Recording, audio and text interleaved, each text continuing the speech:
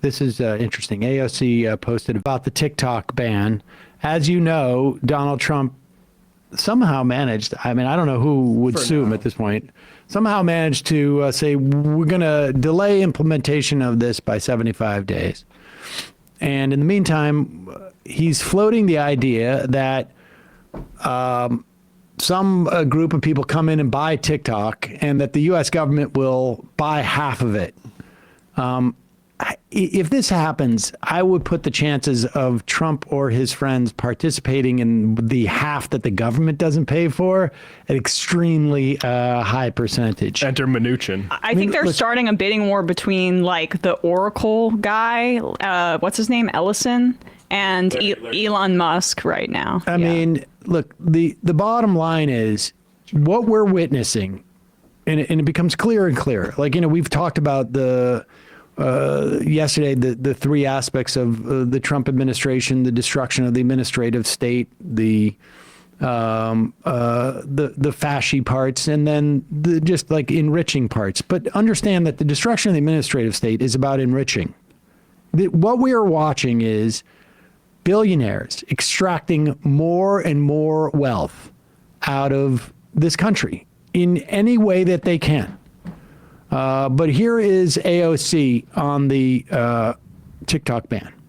Okay, I want to talk a little bit about this TikTok ban, which I voted against, by the way, since this is coming up soon. Last year, when they brought this ban up for a vote, number one, they said it's a national security issue, it's a national security issue. I said, okay, that's serious. Let's see the case. Let's see the intelligence. Let's see what's going on. I can tell you that what was presented to all of the members voting on this thing was not very compelling. Like there was no real information that was given that was a smoking gun, that was anything specific. It was very vague, not convincing, and frankly, it was not convincing to many other members as well. In fact, very high-ranking members on the House Foreign Affairs Committee came to me after the briefing, and they were very shocked and pretty surprised at the lack of substantive information in the briefing. They were genuinely expecting there to be some real or compelling intelligence shared that would substantiate the argument. And there just wasn't. And they were surprised at the lack of information presented at it.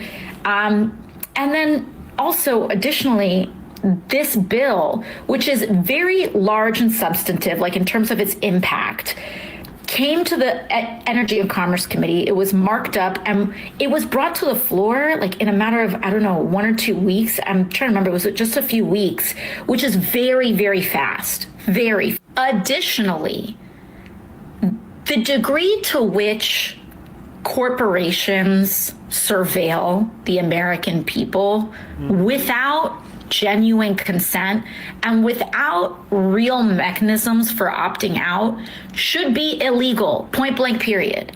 And so many of us naturally said, the answer is not just playing endless whack-a-mole with apps. The answer is that we should have real privacy legislation in the United States, and we should help people own their information and have greater agency over their personal information so that they're not being spied on all the time, whether it's a domestic company or a foreign company. So we need to actually have privacy laws in the United States, to which, of course, big tech is going to fight against, and their lobbies are going to fight against. So they just target an app instead of targeting the problem. And then lastly, when this thing was passed, all these legislators were like, who supported it, were like, oh, it's not a ban, it's just a forced sale. Which, to be fair, forced sales have happened in the past. Grindr was a forced sale. And they'll say it's not a ban, it'll be a forced sale, it'll be fine. Well, first of all, they provided very little time for that to happen. For an app that big, like who's going to buy TikTok? Hello, like it's very large. But besides that, after leaving no time for a forced sale, now here we are. And I would say that the lack of forethought and the rushed nature of this bill is now evidenced by the fact that both the Biden and Trump administrations are now looking to see if there's any way to reverse or stall it. And if they're looking at that now, why didn't they look at it then? They didn't look at it then because it was a gift, I think, twofold. It was a gift to Mark Zuckerberg and to Meta, who wants their biggest competitor banned from this country. TikTok is eating Instagram's lunch, and that's what they wanted to happen. But overall, this was the Zionist lobby that was angry that TikTok had younger people on it who were being radicalized against the genocide in Gaza. So they tacked it on to a Ukraine and Israel funding bill, and it passed overwhelmingly in both chambers, and Biden signed it into law.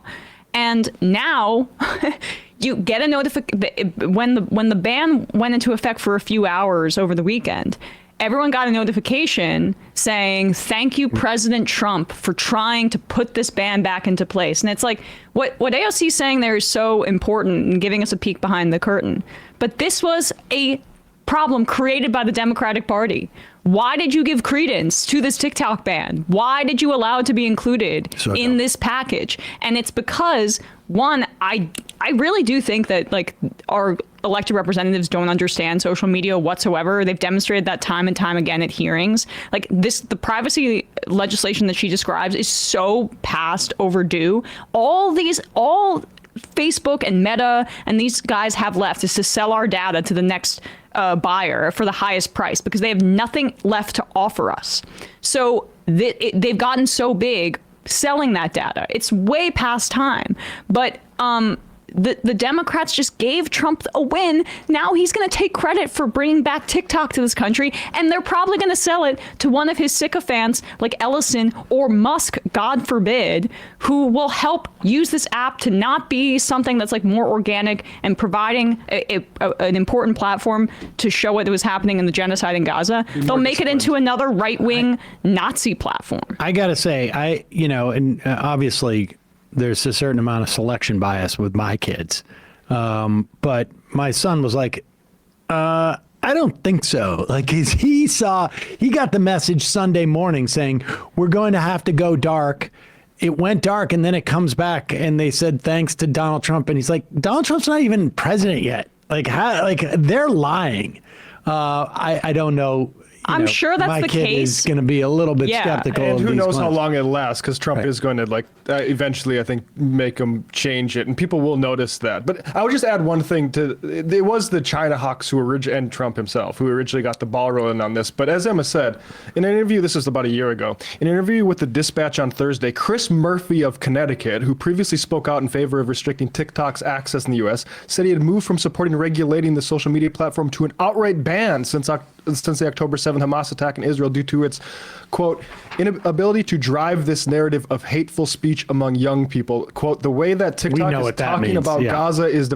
And he's like supposed to be one of these guys who's like, yeah, I want the Democratic Party to get better. Chris Murphy's a snake. Yep. Yeah, he talks out of both sides of his mouth, and that's why I was skeptical of him. Like, we have to embrace economic populism after the election. Well, what do you mean by that, dude? Senator from Connecticut.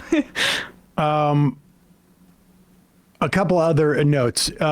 Yes, you guys know they're going after Wikipedia now. Yes, they are going after Wikipedia. I will tell you that I donated today. I'm going to donate today then too, because Wikipedia is like the best we still have on the internet, and they months ago said that the Anti-Defamation League was no longer a source that they were going to use because it's a Zionist propaganda outfit that just defended Elon Musk's salute but says Free Palestine is anti-Semitic. These bought hacks that just defended the richest man on earth, doing that kind of symbol at the inauguration, disgusting people. That's why they're going after Wikipedia, because they had the gall to call the ADL what it is. a manufacturing consent operation for the Republican Party, and just day by day with their existence, making it so that anti-Semitism is conflated with support for Israel and their genocide. Disgusting. Had a little bit pent off from and over you'll the recall, weekend. No, it's going to keep getting worse because they're going after college kids like crazy. Yeah. and to your point, Emma, you'll recall that Jonathan Greenblatt referred to Elon Musk before he bought Twitter as the Henry Ford of our time, and we all remember how Henry Ford was when he was alive. That's actually It's pretty close to being accurate. Maybe. There, If that was except for, shade, like, it would have been, welcome.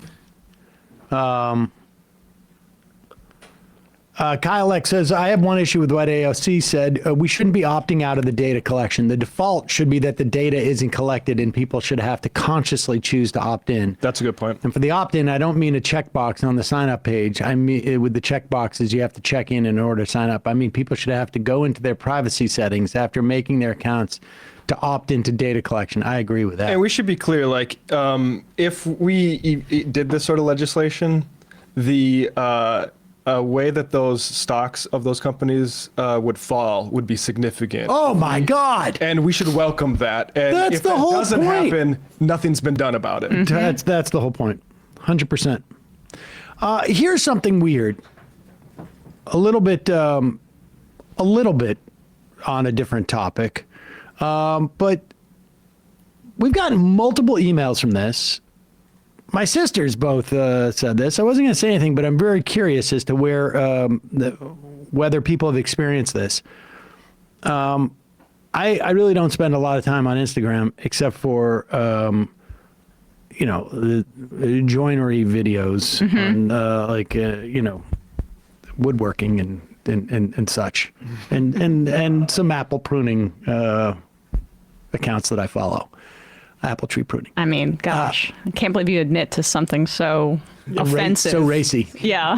But apparently on Instagram, the people are like getting forced signed up to follow JD Vance. I saw that Demi Lovato, the singer, said something about this, that she was suddenly following Vance and had to unfollow multiple times. Yeah, like people and now this seems weird that so many people would say that. I mean, but he's got a decent amount of followers.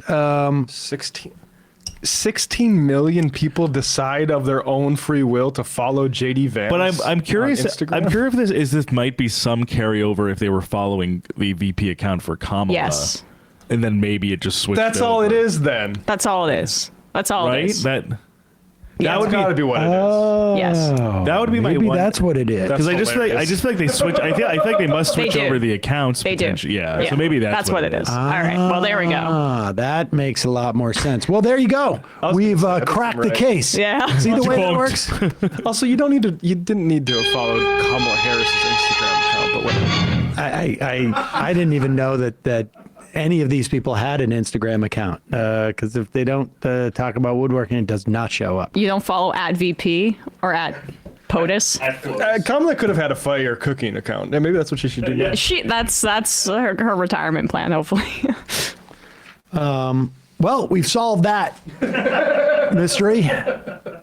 Hey, folks, don't forget to hit the subscribe button and check out our daily show. We do it every day at 12 p.m. Eastern for about 2.5 hours. We even take phone calls. You should check that out.